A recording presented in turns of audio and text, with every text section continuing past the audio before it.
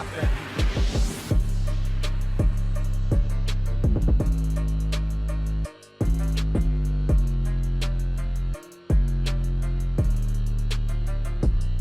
I don't think I've ever been upset about having to wait another week for a new episode, but somehow the newest episode from My Hero Academia has sort of done that for me, and yeah, I was really upset for having to have to wait another week, but I think it really goes to show how how much I thought the episode was really good, because it really was, and I think it did a lot of things um pretty well, because I think it also helps that the animation was also really good with this episode. I thought the previous episode's animation was really good. This one I felt like was even better somehow, even better than I thought it could be, because a lot of the action that was going on screen looked really good, and there's a lot of like visuals that just look even better because of how well the animation was done, and I was thoroughly impressed. I was thoroughly impressed with how well the animation for this episode was. And if we're talking about what the context of the episode are, of course it starts back where we left off last week, where Miro is still trying to, defend Eri, whilst he doesn't have his quirk at all. He's just fighting completely quirkless, and he can't do anything substantial at all besides just try to survive. And then, of course, at the very last second, before Chisaki was about to potentially kill him, I feel like, Deku, Night Eye, and Eraserhead, Aizawa, they show up, and they're here to help out. So, yeah, that's where we had left off in the previous episode, and it got me very excited for this one. And then this one continues on, and wow, I just want the next episode because of just how it ended.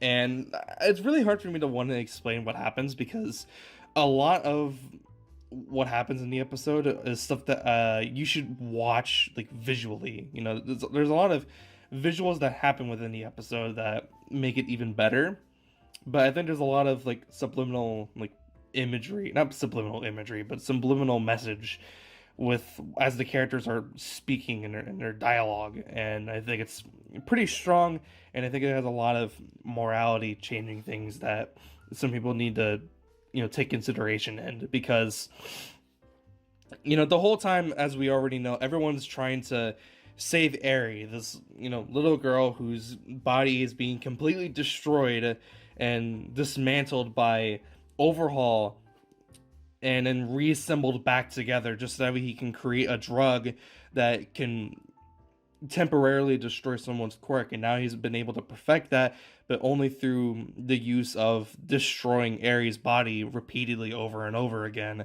And it's very dark, and it's very sinister, and obviously these people are wanting to save her, but the whole entire time as the episode continues on, he's like, look what you're doing, you're causing her such disarray, and you're hurting her even more than I already have, and she doesn't want you. And it kind of shows off a lot more of the hero society and the villains of the show, and that the fact that it's not nearly as black and white as we really wanted it to be, because we think that someone is a hero because they're just doing what the right thing is, and the right thing that the heroes are thinking they're doing, as well as most of the viewers who are watching the show, they're wanting to save this little girl whose body is being completely destroyed just for the sake of getting back at the pros, for just trying to save people.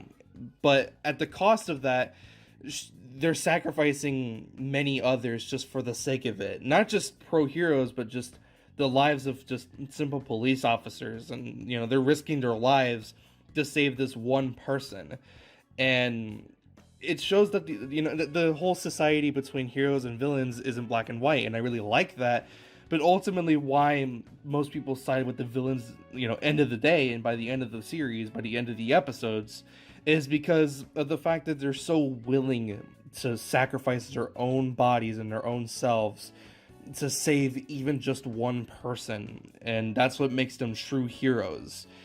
And I really like that, and I really like how it sort of built up to that, and how it continues to build this whole, like, yeah, this isn't just black and white. Heroes aren't just heroes because they're saving people, the heroes because they're willing to make that sacrifice for others, if others who are in need. Even if they potentially die, that's not what they really care about. What they really care about is the fact that they are trying to save someone, because they are trying to make the world a better place. Even if they aren't there, there are always going to be more people who are going to become heroes and change society for the better. And that's what All Might was trying to do, as he was the number one hero. He was more focused on saving others rather than just saving others and making the world a better place, rather than just, looking like he's just some big time hero. That wasn't the case at all. He cared more for others than he did himself. And that was the most important thing that any hero in the hero society can do. But other than that, just the episode continues on where we had left off last week. So, Iranaka, the guy whose quirk is Mimic, obviously he's captured, and everyone's talking about Toga and Twice and how they kind of portrayed the Hasaikai. And Rocklock, of all people, is like, "What are you doing just standing around here? You gotta go save that girl." And everyone's like, "Okay." And then they go and they rush off to where Miro's at, and they start fighting against Chisaki. One of the guys who was unconscious before then shoots out his hair, because his hair has, I guess, not fabric, I forget what exactly the details of his quirk is, but he shoots it off and it hits Aizawa, because by then they're already there, and Aizawa had already used his erasure quirk to erase Chisaki's quirk, Overhaul. So he gets hit by it, and now Aizawa's movements are slowed down, because that was the other guy's quirk, Kurano, I think that's what his name was. And so now Kurano is basically just holding Aizawa captive until Overhaul does what he needs to do. And in this really fucked up like scene, but also like something that looks really fucking cool, is that he takes the other guy that was in the room, the guy who shot Miro with the drug that erased his quirk incompletely. He then fuses himself. Overhaul fuses that guy with himself, and now he's got like multiple arms, and he's way bigger than what he was before, and any of the damage that was on him before is completely gone. And now that he has the multiple arms, and he's still able to use his quirk with the other arms other than his own, he's now able to completely just repair himself from any damage he's ever hit by, any damage he's hit by. And so, of course, the rest of the episode, Deku's trying to fight against him, and then later on, Night Eye says, "Go to Miro and Eri," and he starts fighting Chisaki, and he's using his Foresight quirk to dodge all of his attacks and looking towards the future, but not too far in the future to determine what's going to happen, later on. And so he starts looking like 1 second into the future to dodge all of his attacks. But ultimately that doesn't work out too well, because then he's impaled by one of the fucking spikes that Chisaki creates from the ground. Like, completely impaled. Like, he's almost ripped in fucking half by the attack that he was hit by. And that's... it looked really messed up, but... just, man, it really surprised me that it happened like that, and it happened so quickly. And then, of course, the rest of the episode is Midoriya trying to fight against him and trying to find a way to defeat him, while still trying to, keep Miro and Eri, safe. And so they try to, escape. And then the whole time, after a while, and Deku actually sustained some injuries, Overhaul starts speaking towards Eri, and he's saying stuff to just like bring her back, because ultimately she doesn't like how all this is happening. She doesn't like how these people are sacrificing their own bodies and their own selves for the sake of her, and she doesn't want anyone to get hurt, and so she's willing to sacrifice her own self for the sake of everybody else. And it's so sad, and it's just like, no, none of this was her fault, and she's trying to like take blame for what happened to me. So what happened to Miro, and it's like, it wasn't her fault. That wasn't her fault that it happened. it's so impactful emotionally, and it's super effective with what it's trying to do. And eventually, Deku, gives a speech about how he's gonna save her no matter what, and I'm ready for the fucking big fight to start.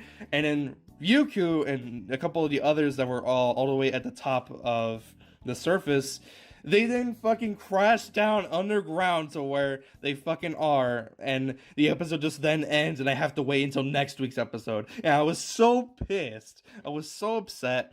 I was like, no, I want to see my dude fucking Deku kick some ass right now. This is not what I asked for. No. And now I have to wait until next week in order to be able to see that. So, I'll just take it as it is, because this episode was really good. It hit really hard. A lot of what the episode did was super impactful, and I really just enjoyed it a lot. And I think the episode was definitely very impressive. And I think a lot of people who did read the manga and know what's going to happen ahead of time, I think some people like this episode better than they did the previous episode last week. So, take it for what it is. Just, it doesn't really matter. And at the end of the day, this is my first time experiencing this, and I'm really glad that I'm experiencing it for the first time, because it's super impactful, and I really do like it. So, anyways, that's pretty much it for the episode. Like I said, it ends, and now we have to wait until the next episode to see what's gonna happen. So, without further ado, I'm gonna go ahead and wrap up the video here. If you did enjoy for whatever reason, be sure to leave a like. If you aren't subscribed for more videos like this, I'll see you guys next one. Hope you guys have a fantastic day. I'm out.